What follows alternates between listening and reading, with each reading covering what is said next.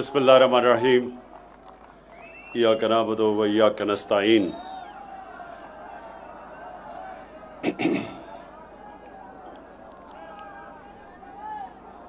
جناب امین اسلم صاحب، سب سے پہلے تو مجھے یہاں آ کے خوشی اس لیے ہوئی کہ نہ تو آپ نے ہمارے 10 ارب یعنی 10 بلین ٹری سونامی کے لیے آپ نے یہ پورا ایریا جس میں 10 لاکھ آپ نے درخت لگانے ہیں اور اس کی شروعات کی، لیکن دوسری چیز مجھے یہ بھی خوشی ہوئی کہ نوجوانوں کے لیے آپ نے سپورٹس کی گراؤنڈ یا کرکٹ کی گراؤنڈز 10 بنانے کا فیصلہ کیا۔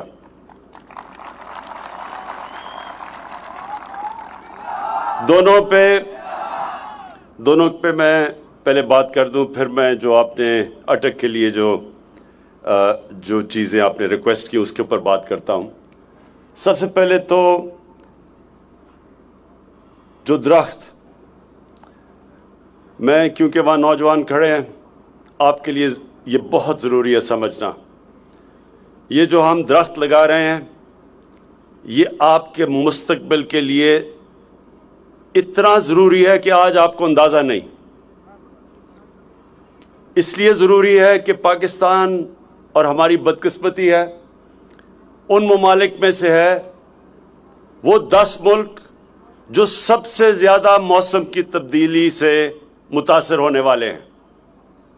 ہم ان 10 ملکوں میں سے ہیں، اور موسم کی تبدیلی ایک جس کو کلائمیٹ چینج کہتے ہیں، جو کہ یہ گرین ہاؤس گیس کے ایفیکٹس کی وجہ سے دنیا میں موسم گرم ہو رہا ہے، اور پاکستان کیونکہ ان ملکوں میں سے ہے جدھر سب سے زیادہ متاثر ہوں گے ہم اس موسم کی تبدیلی سے، کلائمیٹ چینج سے، لہٰذا یہ آپ کو سمجھنا چاہیے کہ ہمیں ہر وہ چیز کرنی چاہیے کہ یہ جو موسم گرم ہو رہا ہے اس اپنے ملک میں اس کے اثرات ہم کم کریں، اور وہ ایک ہی طریقہ ہے کہ ہم پاکستان میں یہ جو 10 ارب درخت لگانے کا جو ہمارا پروگرام ہے اس کو آپ سب کامیاب کریں۔ آپ نے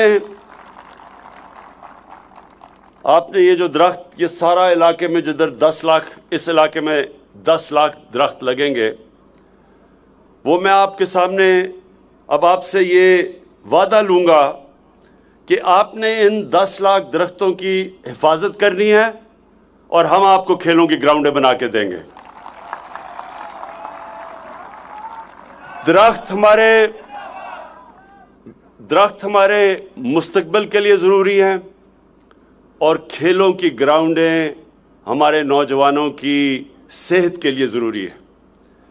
بدقسمتی سے نہ ہم نے اس ملک میں درخت لگائے، 70 سال ہم نے جو انگریز بھی چھوڑ کے گیا تھا جس طرح کے جنگلات، وہ بھی ہم نے ختم کر دیے۔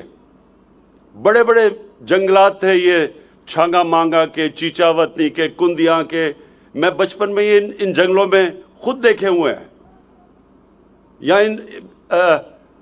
سارے پاکستان کے یہ جو پنجاب کے بڑے بڑے جنگلات ہیں، میں خود گیا ہوا ہوں ان میں، اور آج تباہی، ان جنگلوں کی تباہی ہو چکی ہے، زمینیں دے دی ہیں کسی کو، کئیوں پہ قبضے ہو گئے ہیں، بڑے بڑے درخت کاٹ دیے ہیں، تو اس کے اثرات پڑتے ہیں جو لاہور میں اب آپ دیکھ رہے ہیں۔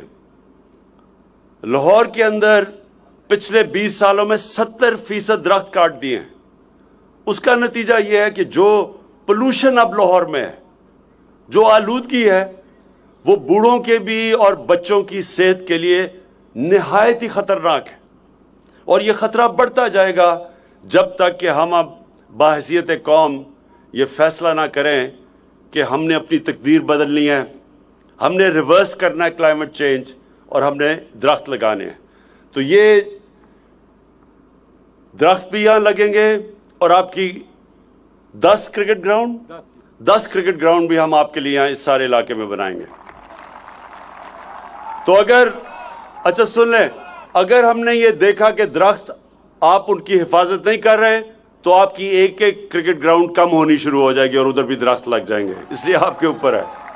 دوسری چیز امین اسلم نے بات کی کہ یہاں اٹک میں یونیورسل ہیلتھ کوریج، مطلب یہ کہ جتنے بھی یہاں خاندان ہیں سب کے پاس ہیلتھ انشورنس ہو. تو یہ میں آج آپ سب کو کہہ رہا ہوں کہ پختونخوا میں تو اب ہر شہری کورڈ ہے، یعنی یونیورسل ہیلتھ کوریج کا مطلب سب کے پاس ہیلتھ انشورنس ہے. سارے پختونخوا میں انہوں نے مکمل کر لیا ہے کہ ہر پختونخوا کے شہری ایک خاندان کے پاس ایک ہیلتھ انشورنس ہوگی. کسی بھی ہسپتال میں وہ جا کے 10 لاکھ روپے تک اپنا علاج کروا سکے گا. یہ پاکستان میں ایک پہلی چیز جو مجھے فخر ہے کہ وہ پہلا صوبہ ہے جس نے وہ کام کیا ہے جو آج سے ہمارے بہت امیر ترین ملک، ہمارے سے زیادہ پیسے والے ملک، ادھر بھی یہ فیسلٹی نہیں ہے. اب پنجاب نے شروع کی یونیورسل ہیلتھ کوریج، اور انشاءاللہ اس سال کے آخر تک سارا پنجاب کور ہو جائے گا ہیلتھ انشورنس سے. اور مجھے اس لیے اس پہ فخر ہے کیونکہ میں نے جب شوکت خانم ہاسپٹل آج سے 35 سال پہلے شروع کیا تھا تو اس کی وجہ یہ تھی کہ مجھے پہلی دفعہ احساس ہوا کہ عام آدمی تو کینسر کا علاج، اس کے پاس تو کبھی پیسہ ہی نہیں ہوگا کہ کینسر کا علاج اپنا کروا سکے، کیونکہ کینسر کا علاج سب سے مہنگا ہے. تو وہ سوچ تھی شوکت خانم بنانے کی.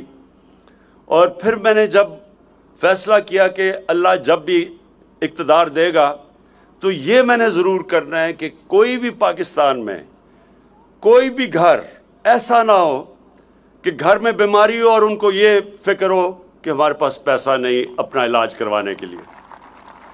اور انشاءاللہ یہ سال کے آخر تک سارا پنجاب، پختونخوا میں تو سب کو یہ مل گئی ہے ہیلتھ انشورنس، اب سارے پنجاب کو انشاءاللہ سال کے آخر تک مل جائے گی.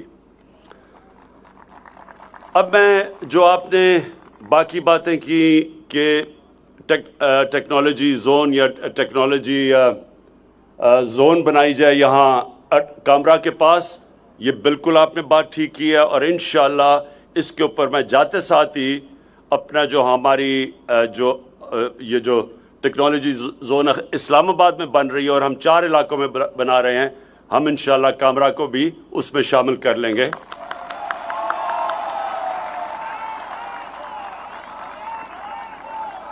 کیونکہ جو آنے والا زمانہ ہے وہ تو بالکل ہی اب ٹیکنالوجی کا زمانہ آ گیا. اور پاکستان نے پہلا جو ٹیکنالوجی کا ویو تھا وہ تو ہم نے مس کر دیا، لیکن اب ہماری پوری کوشش ہے کہ آئی ٹی کا ہم پورا فائدہ اٹھائیں اور یہ جو نئی ٹیکنالوجیز آ رہی ہیں اس میں پوری طرح پاکستان اب شرکت کرے، کیونکہ ہمارے پاس ایک نوجوان آبادی ہے اور سب سے آسان نوکریاں دینا آج کل ٹیکنالوجی کے اندر ہے. تو انشاءاللہ یہ جو آپ نے کہا اس کے اندر امین، میں یہ جاتے ساتھ ہی اس کے اوپر ہم انیشیٹ کریں گے، کیونکہ وہ بڑی اچھی جگہ آپ نے کہا کہ پہلی یونیورسٹی بن رہی ہے ایویشن کی، اسی کے ساتھ پھر ہم ایک ٹیکنالوجی زون بھی بنا دیں گے.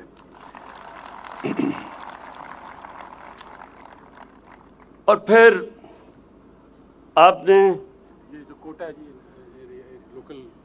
وہ تو ہماری پالیسی ہے کہ جب بھی جس علاقے میں کام ہوتا ہے اس کے مقامی لوگوں کو سب سے پہلے نوکریاں ملنی چاہیے. تو یہ تو ہماری پالیسی ہے امین.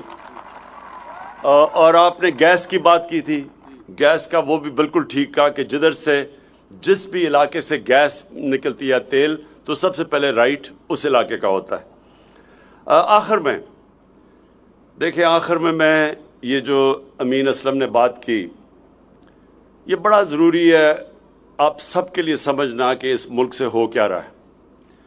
یہ جو ہمارے 30 سال اس ملک کے بڑے بڑے کرپٹ لوگوں نے، جن ڈاکوؤں نے اس ملک کے اوپر حکومت کی، انہوں نے صرف پیسہ نہیں چوری کیا، انہوں نے ہمارے ملک کی اخلاقیات بھی ساتھ تباہ کر دی.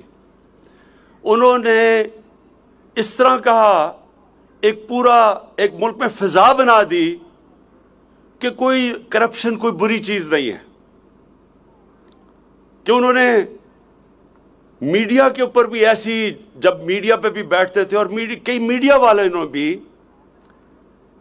اس ملک میں جو ہمیں سب سے زیادہ نقصان پہنچایا ہے، پیسے کی چوری سے زیادہ بڑا نقصان پہنچایا ہے، وہ یہ کہ ہمیں ایسے پاکستان میں ایک فضا بنا دیا ہے کہ جناب کرپشن تو ہوتی ہے، کوئی بری چیز نہیں ہے۔ یہ میں آپ سب کو کہنا چاہتا ہوں کہ اگر آپ مجھے ایک مثال بتا دیں آج کہ ایک ملک خوشحال بھی ہو اور وہاں کرپشن بھی ہو، اور کرپشن کون سی، ملک کو کون سی کرپشن تباہ کرتی ہے؟ پٹواریوں کی اور تھانے داروں کی، نہیں میں سن رہے ہیں، پٹواریوں کی، تھانے داروں کی، سرکاری نوکروں کی، تنگ کرتی ہیں لوگوں کو، لوگ تنگ ہوتے ہیں رشوت کے، لیکن ملک تباہ نہیں کرتی۔ ملک تباہ کرتا ہے، ایک ملک تباہ تب ہوتا ہے جب اس کا وزیر اعظم اور اس کے وزیر کرپشن کرنی شروع کر دے، تب ملک تباہ ہوتا ہے۔ اور یہ کیوں؟ اب یہ ذرا سن لیں، کیونکہ میرا کام ہے آپ کی تربیت بھی کرنا، آپ کو سمجھ آنی چاہیے کہ یہ ہو کیا رہا ہے۔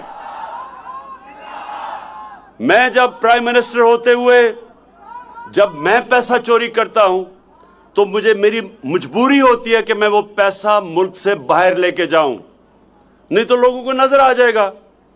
اس لیے میں چوری کرتا ہوں، پہلا نقصان، اس چوری کے پیسے کو جب میں ملک سے باہر بھیجتا ہوں تو میں اس سے بھی بڑا نقصان کرتا ہوں، جس کو منی لانڈرنگ کہتے ہیں۔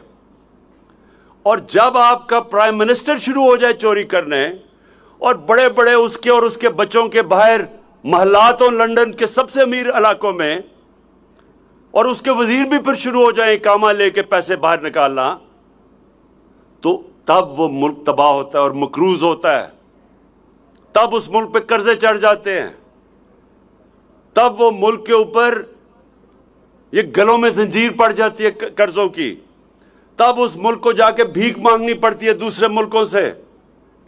اور کبھی بھی ایک ملک جو قرضوں کے دوسروں سے مانگتا ہے اور جو امداد مانگتا ہے، اس کی دنیا میں عزت نہیں ہوتی۔ تو یہ جو نقصان انہوں نے کروایا، جو ساج سب باہر بیٹھے ہوئے ہیں، بچے بھی باہر ہیں، منشی بھی باہر ہے، داماد بھی باہر ہے، سب باہر، اور سارے ایسے شاہانہ زندگی گزار رہے ہیں۔ میں بھی ان کی ذرا دیکھ رہا تھا، کوئی ان کی وہ ٹی وی پہ آتا ہے کہ اسحاق ڈار، وہ بھی سب سے مہنگی گاڑی رولز رائس بینٹلی، اس کے بچے بھی Rolls Royce Bentley, Nawaz Sharif کے بھی۔ ایسے لگتا ہے کہ یہ پیدا ہی برطانیہ کے بڑے بڑے محلوں میں ہوئے تھے، یہ گوال منڈی میں نہیں پیدا ہوئے تھے۔ اسحاق ڈار کا تو لگتا ہے ایسے کہ باپ کی سائیکل کی دکان نہیں تھی، مے فیئر میں رولز رائس کی دکان تھی۔ کدھر سے یہ پیسہ آیا؟ کدھر سے آیا پیسہ؟ اور ایک ان کے پاس ایک کاغذ نہیں بتانے کے لیے کہ یہ پیسہ یہاں سے باہر گیا کیسے، اور اخلاقیات کیسے تباہ کی۔ یہ ہمیں بتانا نہیں چاہتے، یہ بری چیز ہی نہیں ہے، سب کرتے ہیں۔ تو آخر میں یہ جو سینٹ کا الیکشن ہو رہا ہے، یہ آپ تماشا دیکھ رہے ہیں کیا ہو رہا ہے۔ منڈی لگی ہوئی ہے، سیاستدانوں کو خریدنے کے لیے، سینیٹر بننے کے لیے قیمتیں لگی ہوئی ہیں، اور یہ ابھی سے نہیں لگی، یہ 30 سال سے ہمارے ممبرز آف پارلیمنٹ کو خریدتے ہیں۔ سب نہیں بکتے، لیکن کئی بکتے ہیں، اور یہ 30 سال سے ہو رہا ہے، اور پتہ بھی سب کو ہے۔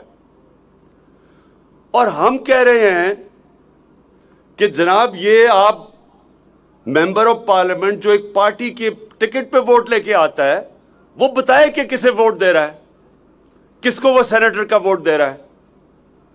یہ ساری جماعتیں جمع ہو کے کہہ رہی ہیں کہ نہیں خفیہ ووٹ دو۔ اب مجھے یہ سمجھائیں کہ آپ ایک وقت پہ تو سب کہتے تھے کہ نہیں جی اوپن بیلٹ ہونی چاہیے، آج آپ کہہ رہے ہیں خفیہ ووٹ دو۔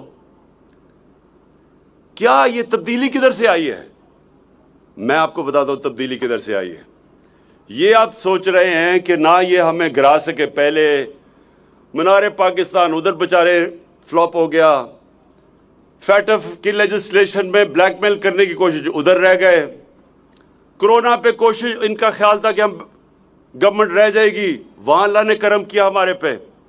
اب یہ سوچ رہے ہیں کہ سینٹ کے اوپر ہمارے لوگوں کو خرید کے کسی طرح اپنے زیادہ سینیٹر لے آئیں. اب بتائیے یہ کون سی جمہوریت ہے؟ کبھی جمہوریت میں بھی کوئی پیسے دے کے آتا ہے؟ پچھلے الیکشن میں پختونخوا کے اندر کوئی 17-18 پہ ایک ایم پیز کی ووٹ کے اوپر ایک سینیٹر بنتا تھا. پیپلز پارٹی کے 2 سینیٹر آ گئے اور ان کے کتنے ایم پیز تھے؟ 6 ایم پیز. 6 ایم پیز پہ 2 سینیٹر آ گئے, جبکہ ایک سینیٹر 17 ووٹوں پہ بنتا تھا. تو یہ کیسے آیا؟ یہ پیسہ چلا, سب کو پتہ ہے پیسہ چلا. تو آج ہم کہہ رہے ہیں کہ اوپن بیلٹ ہو, یہ سارے مل کے کہہ رہے ہیں کہ نہیں جی خفیہ بیلٹ ہو. یہ ہوتا ہے جب ایک ملک کی اخلاقیات تباہ کر دی جاتی ہے. کسی بھی ملک میں, مہذب معاشرے میں کسی کی جرت نہ ہو یہ کہنے کی کہ خفیہ بیلٹ ہو, جب آپ کو پتہ ہے کہ سینٹ کے الیکشن میں رشوتیں دی جاتی ہیں.